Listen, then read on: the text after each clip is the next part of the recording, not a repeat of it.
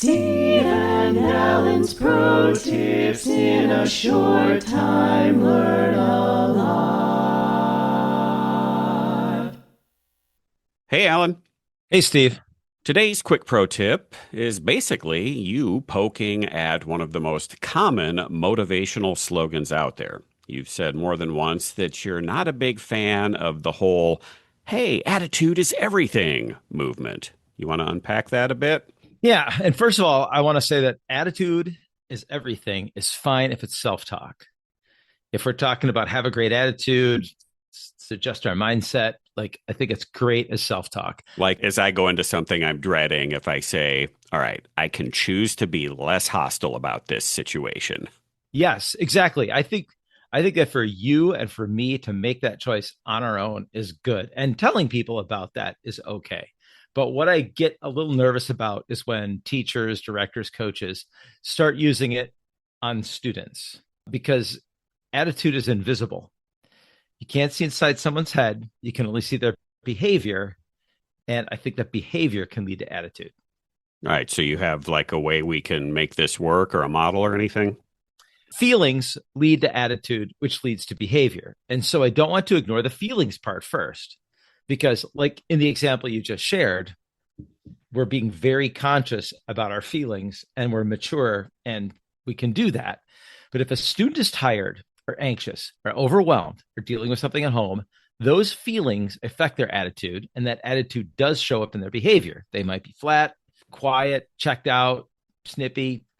And if that student has been told for years, attitude is everything, then when they're having a bad day, that turns into, well, my attitude is bad, so I'm useless today. So now they're not just having a rough day, they're also carrying shame about it because they've been told that attitude is everything and that you control your attitude.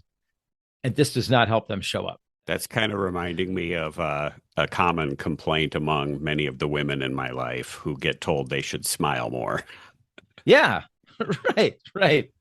Yeah, good analogy. But this model does work in reverse as well. I don't know if you ever read any of Cliff Madsen in No, any of your master's or doctoral work. Clifford Madsen is or if big on I this. did, I Um, have blocked it out. that's okay. I remember that stuff is pretty good. Clifford Madsen, everybody. Behavior leads to attitude, which affects feelings.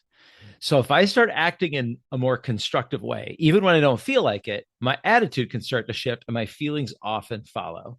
And I think that's the healthy piece behind fake it till you make it. Because you can choose good behaviors. You can choose one foot in front of the other behaviors, even when your feelings are having a bad day.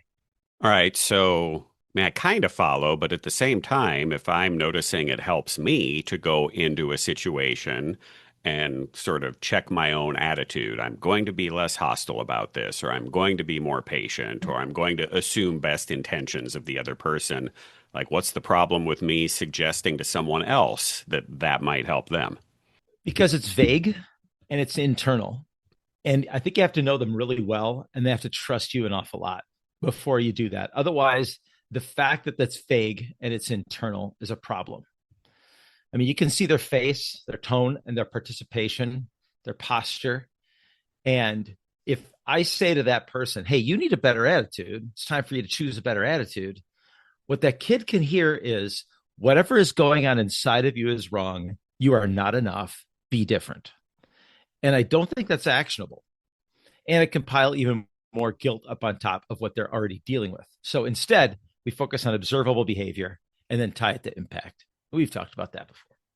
Yeah, and I like how you mentioned that it really matters how well you know someone. So Mm-hmm. I have thought about this and back to I guess my example of telling a woman she needs to smile more. I'm sure that if coming from me, I tell my wife, "Hey, I can see kind of from the look on your face that maybe you're not having a great day." That she's probably a little bit more willing to engage, where if it's just someone random or someone she doesn't know as Mm-hmm. well, it can be a little bit more offensive or less helpful. So yeah, I could totally see that. Can you give us a example for how that might look with our music students in a classroom or rehearsal setting? Yeah, I think, especially in a rehearsal setting, just lecturing an individual in front of everybody about their attitude is probably a problem. But I would like to think that we can give private feedback to students in rehearsal breaks or after rehearsal. So if there's a trumpet player slouching, hardly playing, sighing heavily, it'd be unhelpful for me to go over to that person during a rehearsal break and say, hey, come on, man, you got to fix your attitude. You're bringing everybody around you down. Because I think that that could lead to that feeling of, yep, I was feeling like I wasn't enough. Now I'm feeling really guilty. Mr. Fire's even mad at me too. But if you say something during that rehearsal break, like, hey, Steve, when you're slumping in your chair like that, you don't usually, it's making it harder for the people around you to like lock in. I think you're having a rough day and I get it. For the next 20 minutes, would you sit up straighter and play louder and fake it a little bit just to help the rest of the section? So I'm naming specific behaviors. I'm talking about how it affects the section. I'm acknowledging that like this isn't easy for them and they don't kind of want to do it. And yeah, I'm saying like do it anyway, please.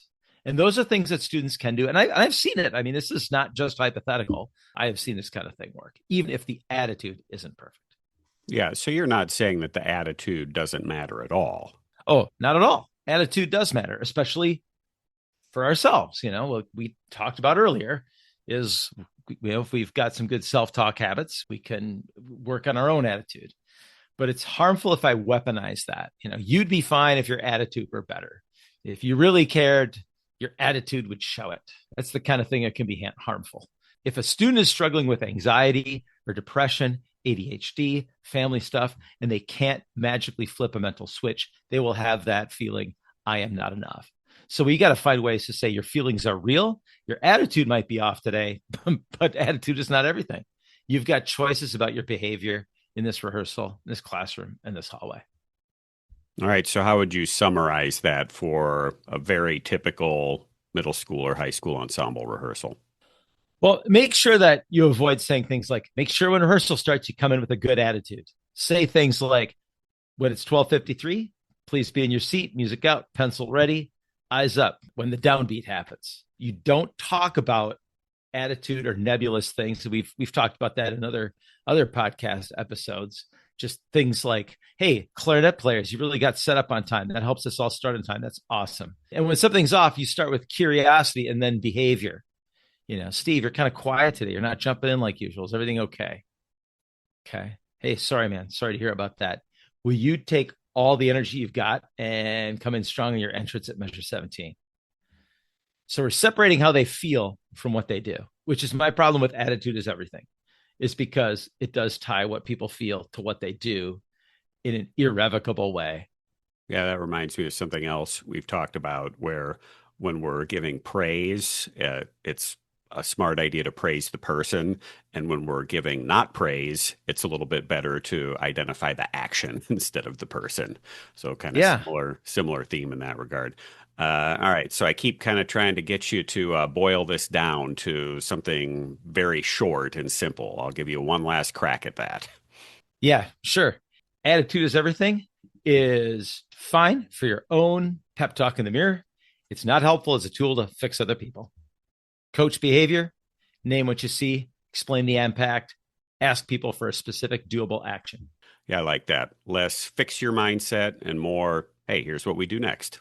Yeah. Feelings come and go. Attitude can swell and fade, but behavior in the moment is where we can actually lead. And I think we can get more out of folks. All right. Good stuff for this new year. Thanks, Alan. Yeah, you got it, Steve. Hey, by the way, we got to say a shout out, give a shout out to Aaron McCullough. Aaron is the newest insider. If you want the privileges of being a Music Ed Insights insider, head to our website, musicedinsights.com, to learn more. Steve and Alan's Pro Tips in a short time. Learn